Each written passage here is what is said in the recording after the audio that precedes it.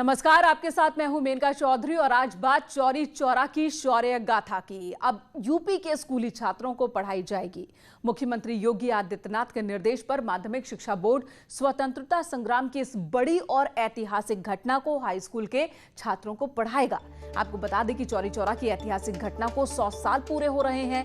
योगी सरकार ने इस मौके पर चौरी चौरा शताब्दी समारोह मनाने का ऐलान किया, जो कल से शुरू हो रहा है। इस दौरान राज्य के सभी इलाकों में अलग अलग कार्यक्रम आयोजित किए जाएंगे और शहीदों को याद किया जाएगा। शताब्दी वर्ष समारोह के लिए सूचना विभाग ने एक टीजर वीडियो भी जारी किया है। वीडियो में पीएम मोदी और सीएम योगी आदित्यनाथ की तस्वीर भी है।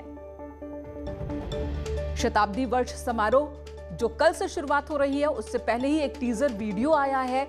ये वीडियो चौरी चौरा से जुड़ा हुआ वीडियो है कि किस तरीके से अंग्रेजों के खिलाफ क्रांतिकारियों ने ये कदम उठाया था और शताब्दी वर्ष के मौके पर 4 फरवरी से 21 फरवरी तक ये मनाया जाएगा।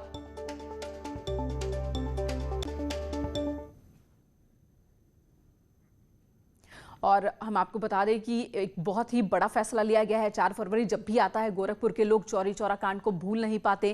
क्रांतिकारियों के बलिदान को हर साल याद किया जाता है। इस बार योगी सरकार ने चौरी चौरा शताब्दी समारोह मनाने का फैसला लिया, जिसकी शुरुआत वीडियो कॉन्फ्रेंसिंग के जरिए पीएम मोदी करेंगे। स्वदेशी, स्वावलंबन और स्वच्छता थीम के साथ ही उन्हें याद करेंगे जो लौटकर घर नहीं आ सके।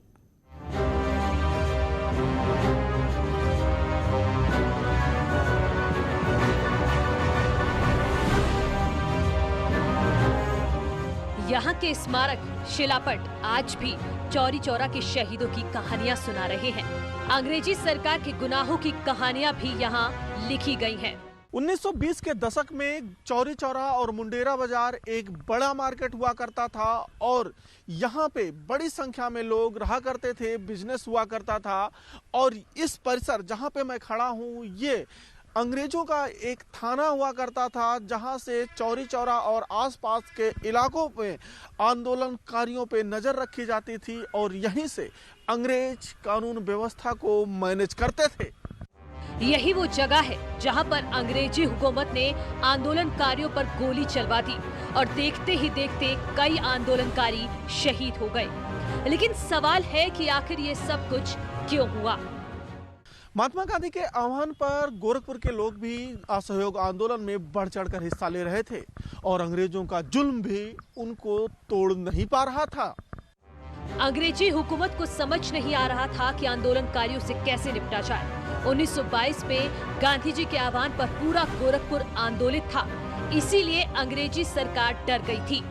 महात्मा गांधी जी ने गोरखपुर शहर के बालेमिया मैदान में एक बहुत बड़ी मीटिंग करके आह्वान किया था कि जनता जो है, सभी लोग कांग्रेस के लोग जो उन दिनों वॉलंटियर कहलाते थे, जाइए और विदेशी वस्तुओं के बिक्री पर और मादक पदार्थों के बिक्री पर, गांजा शराब आदि के बिक्री पर रोक लगाइए। यह सत्याग्रह आंदोलन का एक कार्यक्रम था जो चौरी चौरा बाजार में हर शनिवार को चलता था। विदेशी सामान के बॉयकॉट से अंग्रेजी हुकूमत नाराज हो गई और फिर पुलिस लोगों को प्रताड़ित करने लगी।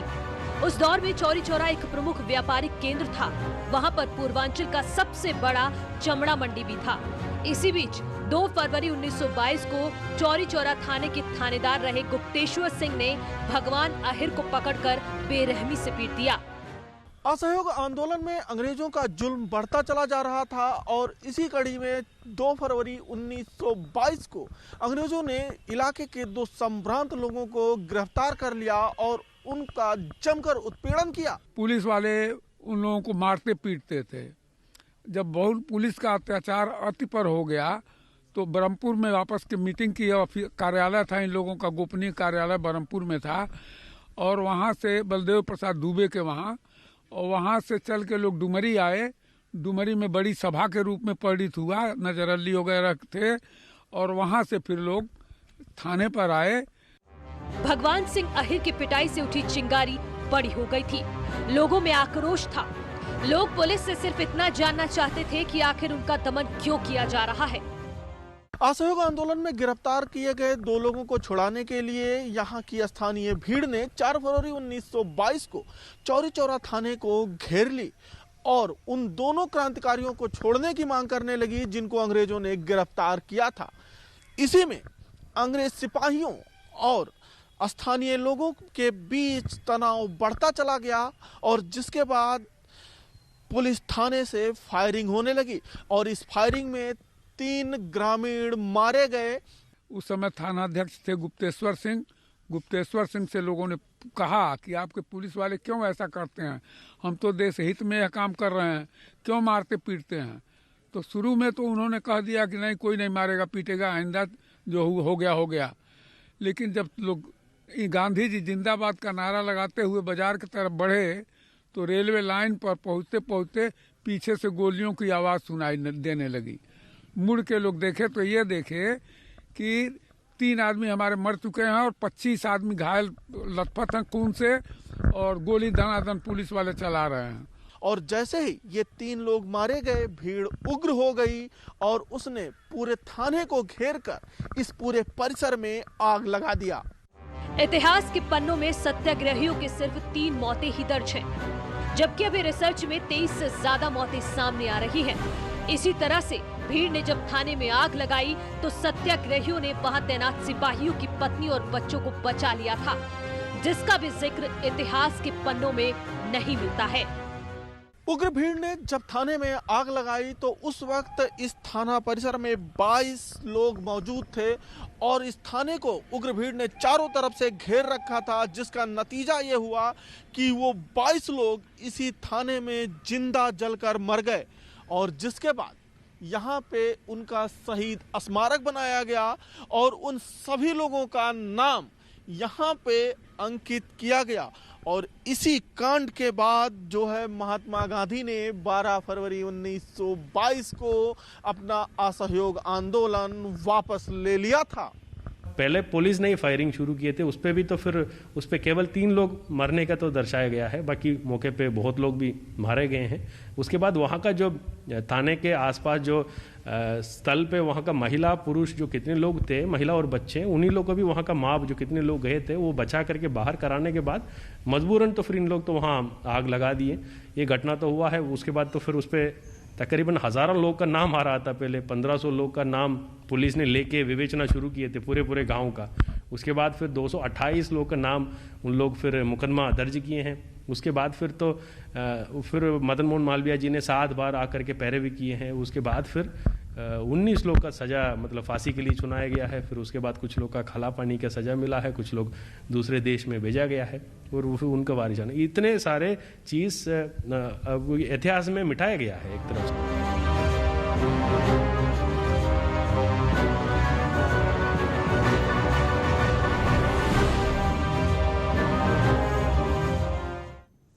चौरी चौरा कांड में 224 लोगों को फांसी की सजा हुई थी, लेकिन इतिहास के पन्नों में सिर्फ 176 दर्ज हैं। उस वक्त मदन मोहन मालवीय ने सभी को छुड़ा लिया, फिर भी यूपी के अलग अलग जेलों में 19 लोगों को फांसी दे दी गई। गोरखपुर के डीएम पर इस मामले पर फिर से रिसर्च करने की बात कहते हैं, क्योंकि जिस सिपाही को 4 फरवरी को मृत बताया जाता है, उसी सिपाही की गवाही नवंबर 1922 में कैसे दिलाई गई।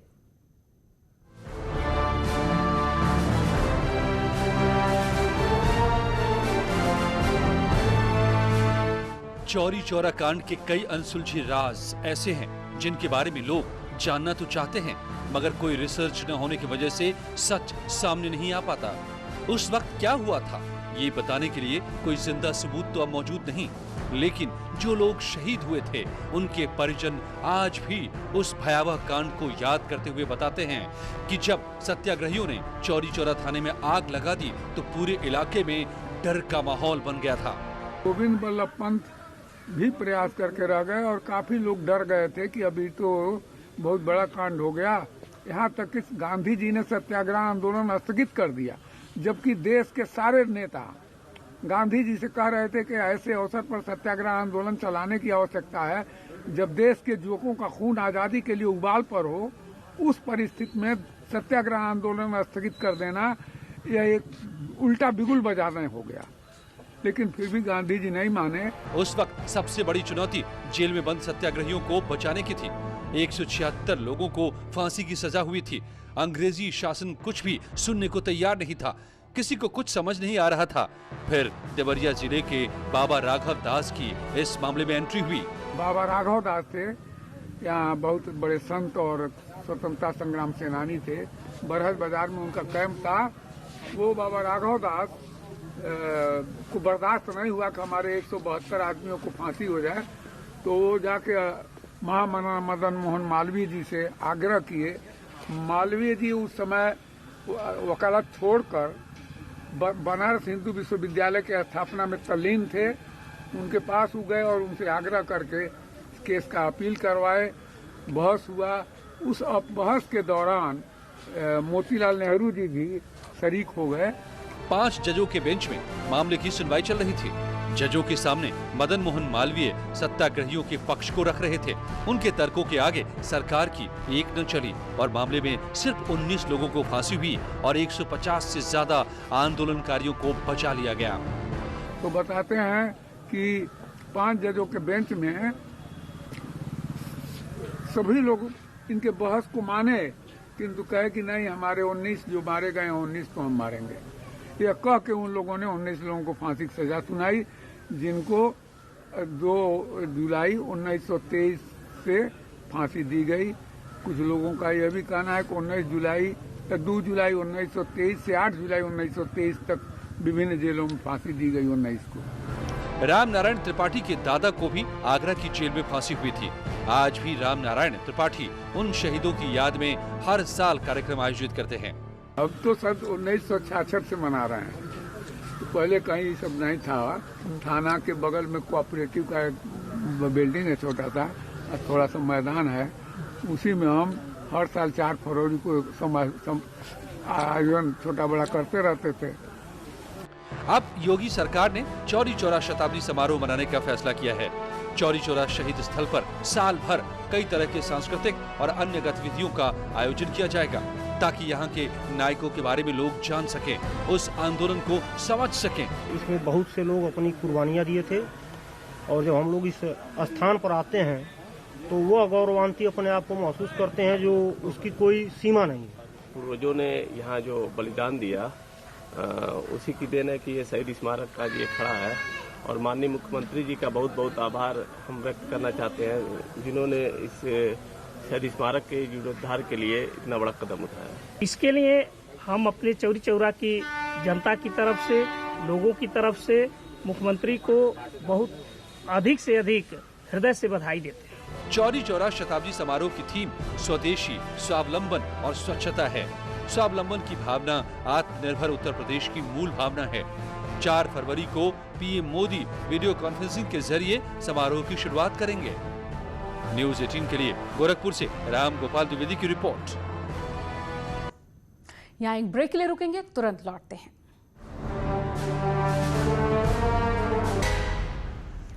प्रयागराज से बड़ी खबर, जहां अतीक अहमद के एक और गुर्गे पर कार्रवाई हो रही है। गुलहसन के अवैध निर्माण को गिरा दिया गया है। प्रशासन ने जेसीबी की मदद से जमींदोज किया। तस्वीरें हम आपको दिखा रहे हैं। अब भी कार्रवाई चल रही है। जमींदोज हुआ अवैध निर्माण। अतीक अहमद का एक और बेहद करीबी है गुलहसन, जिसके खिलाफ कार्रवाई हो रही है। करीब 1.5 करोड़ की लागत से यह आलीशान बंगला तैयार किया गया था। पीडीए ने इसे नक्शा पास नहीं हुआ था। बिना नक्शा पास कराए ही इस बंगले को तैयार किया गया था। 1.5 करोड़ इसकी लागत आई थी। गुलहसन का लंबा आपराधिक इतिहास रहा है, जो कि अतीक अहमद का बेहद करीबी और उसका सहयोगी रहा है।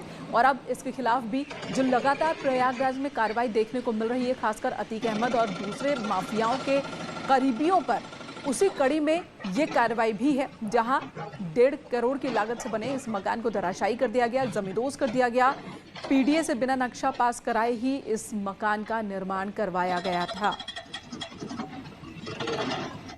नाम के गैंगस्टर और गुंडा माफिया जो है, उसके द्वारा अवैध निर्माण जो यहाँ पर किया गया है, उसके विरुद्ध ध्वस्तीकरण की कार्रवाई की जा रही है। यह अतीक गैंग से जुड़ा हुआ शातिर अपराधी है और इनके द्वारा जो मकान बनाया गया है, शुद्ध रूप से बिना मानचित्र कराए अवैध रूप से बनाया गया है। विकास प्राधिकरण की माने तो यह बगैर नक्शा पास कराए अवैध तरीके से इस भवन का निर्माण कराया गया था गुलशन के द्वारा।